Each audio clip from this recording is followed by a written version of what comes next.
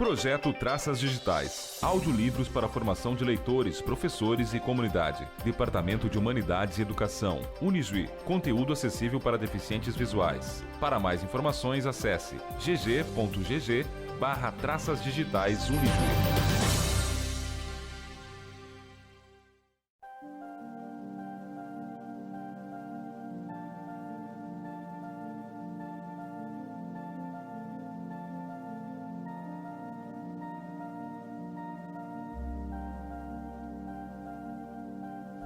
Negação e violação de direitos humanos. Essa foi e é a realidade enfrentada pelos povos originários do nosso estado.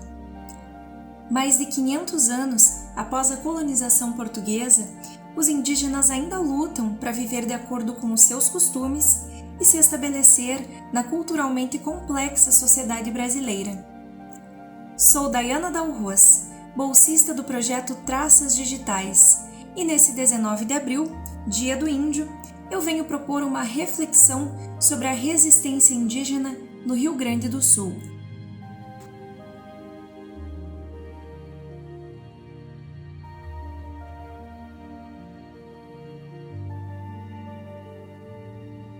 De acordo com o Censo 2010, há cerca de 900 mil índios no Brasil, divididos entre 305 etnias e falantes de 274 línguas diferentes, moradores, principalmente, das zonas rurais.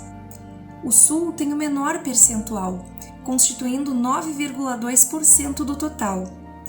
Esse baixo número acaba por refletir a formação conflituosa da nossa região. Com a chegada do português e do espanhol, o índio, reduzido nas missões jesuíticas, ficou à mercê das invasões de ambos os reinos e também da ação dos bandeirantes luso-brasileiros. Mas, mesmo devastados, os povos originários nunca se renderam e seguem lutando pelo espaço que é seu por direito.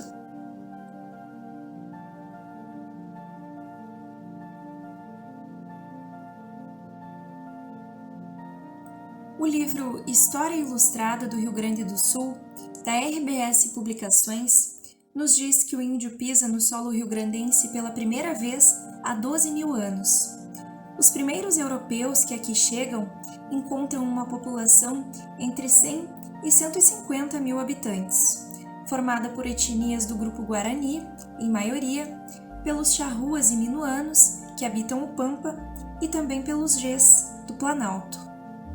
No então Rio Grande de São Pedro, o padre Roque Gonzales funda, em 1626, a redução de São Nicolau do Piratini, que é seguida por outras 17, formando a província do Tap. Assim, se efetiva o projeto de catequese dos índios e a garantia da posse do território pela Companhia de Jesus. Com a ação dos escravizadores de índios das bandeiras paulistas, os padres jesuítas levam os índios das Eduções para a margem esquerda do rio Uruguai. O retorno acontece em 1682, quando os padres fundam São Francisco de Borja e dão início à formação dos conhecidos 7 povos das missões. Em 1750, Espanha e Portugal assinam o Tratado de Madrid, acertando a troca da Colônia do Sacramento pelos 7 povos. Os guaranis se recusam a abandonar as suas terras e o exército de espanhóis e portugueses parte sobre as Eduções, num conflito desigual. A Guerra Guaranítica destrói moralmente e fisicamente as populações indígenas, como conta Moacir Flores em seu História do Rio Grande do Sul. A ampliação das fronteiras, a Revolução Farroupilha e outros conflitos vêm a contribuir para esse cenário de exclusão. Com o branqueamento da população, os indígenas remanescentes são denominados pelo escritor Telêmaco Morocines Borba como caingangues, palavra cuja tradução para o português é morador do mato.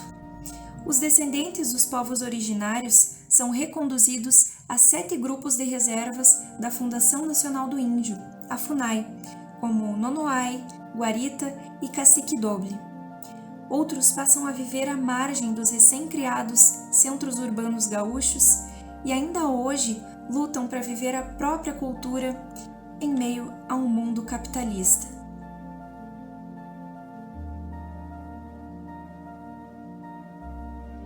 A maioria de nós aprende desde criança que os indígenas tiveram uma participação importante na formação do gaúcho, e é urgente mudar essa concepção. Não é correto dizer que esses povos contribuíram no passado. Por mais que tentem invisibilizá-las, as etnias indígenas, assim como as demais, seguem sendo parte da atual construção social, como nos conta Belair Stefanello, educadora do Museu Antropológico Diretor Pestana. Os outros povos que chegaram e chegam no Brasil aprenderam e aprendem muito com os povos indígenas, pois é um processo natural quando culturas diferentes se encontram. Os povos indígenas, por exemplo, foram responsáveis pela introdução da agricultura no Rio Grande do Sul há 2000 anos. Domesticaram muitas espécies vegetais que são cruciais na alimentação, inclusive do mundo contemporâneo. Por exemplo, batatas, mandioca, milho, espécies de feijão, além do conhecimento de espécies comestíveis. Eles detêm também um conhecimento espetacular de plantas medicinais. Também em relação ao meio ambiente e com a preservação, eles têm obrigados, muitas vezes, o capitalismo predatório a recuar. Contudo, temos que ter cuidado com a forma quando nós, cultura dominante, nos referimos a esses ensinamentos como contribuição. Muitas vezes colocamos essas contribuições no passado e outras vezes passamos a impressão de que eles têm que ser valorizados porque têm ou tiveram uma contribuição importante à cultura não indígena. Essa é uma visão utilitarista que só devemos respeitar porque eles nos servem, porque eles têm utilidades para os não indígenas. Então, nesse sentido, temos que entender que os diversos povos indígenas que temos no Brasil são culturas plenas, complexas e nossas contemporâneas. Elas não vivem para servir interesses das culturas dominantes. Elas precisam ser respeitadas porque têm o mesmo direito de outras culturas. Se nós não entender as culturas indígenas como sendo autônomas e não servis a interesses de cultura dominantes, nunca vamos construir relações de igualdade e respeito.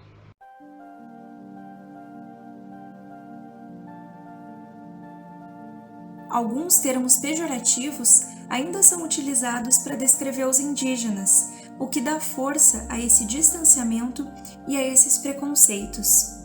A palavra bugre, por exemplo, era associada lá na Europa medieval ao desprezo para com os hereges. No século XIX, grupos armados financiados pelo governo e por alguns colonizadores aprisionavam e assassinavam indígenas para, entre aspas, limpar as áreas destinadas à colonização. Esses grupos eram conhecidos como bugreiros. As famílias que sobreviveram a todos esses ataques hoje lutam diariamente por voz e pelo acesso a direitos básicos, como educação, saúde e a posse dos seus territórios ancestrais. Quem nos fala com propriedade sobre esses desafios é Laísa Herê Salles Ribeiro, a Laísa Caingangue, bióloga graduada pela Unijuí, especialista em educação indígena pela URGS e mestre em antropologia pela UFPEL, residente na terra indígena Guarita. Em relação às nossas lutas, o que é o Dia do Índio para nós, né? Eu acho que é um momento de reflexão mesmo, né? De buscar o nosso espaço de falar, de se mostrar, né? A gente sabe que o mês de abril é o mês em que a gente mais é procurado assim para falar, né, sobre nós. Então a gente já se prepara porque vai ser um momento em que a gente vai ter mais visibilidade, né? Eu acho que essa questão da visibilidade é muito importante para nós, né? Que é quando a gente consegue falar, se posicionar, mostrar as nossas lutas.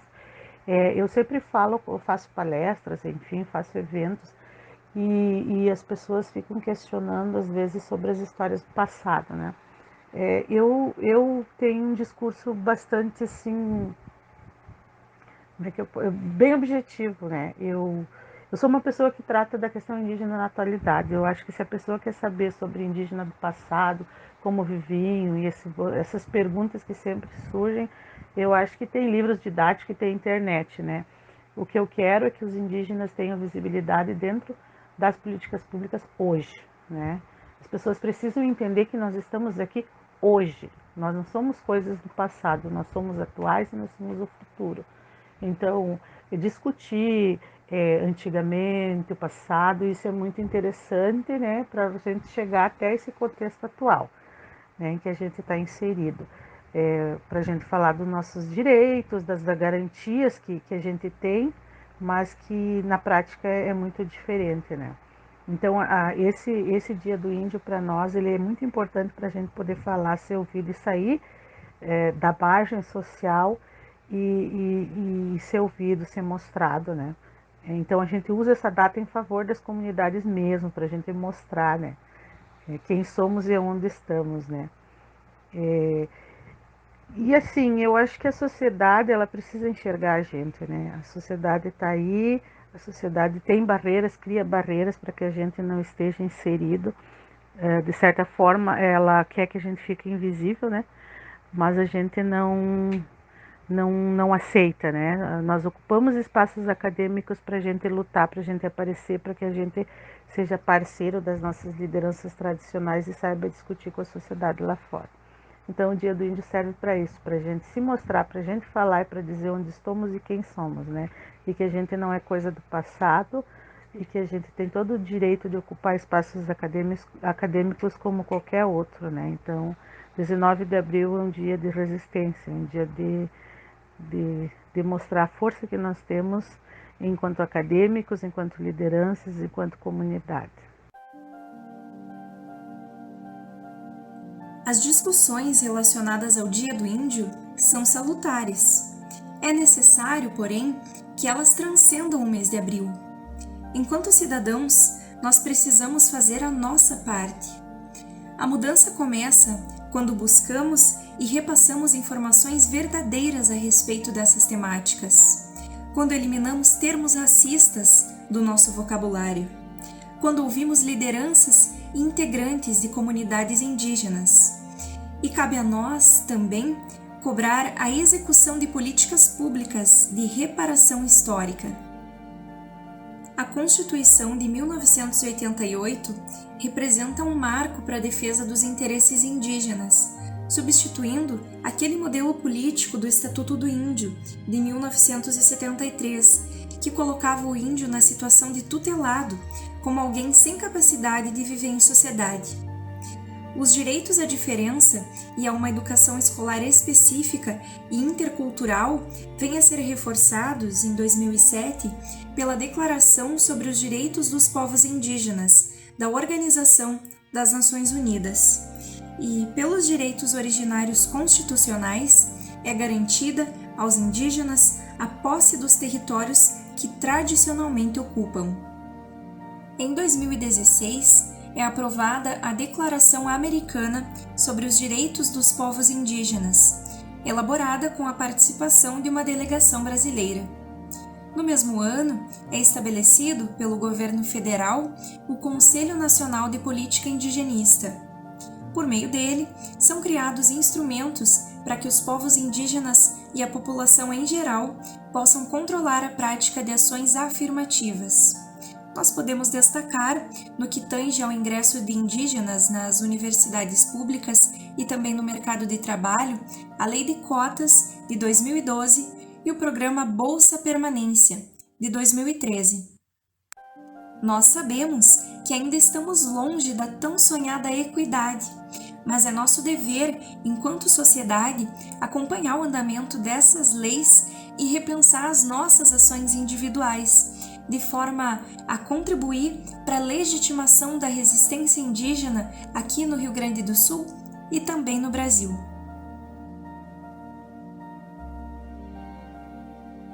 Esse foi o podcast sobre a resistência indígena no Rio Grande do Sul, produzido e editado por Dayana Dalros, acadêmica do curso de Letras da Unijuí, no primeiro semestre de 2021.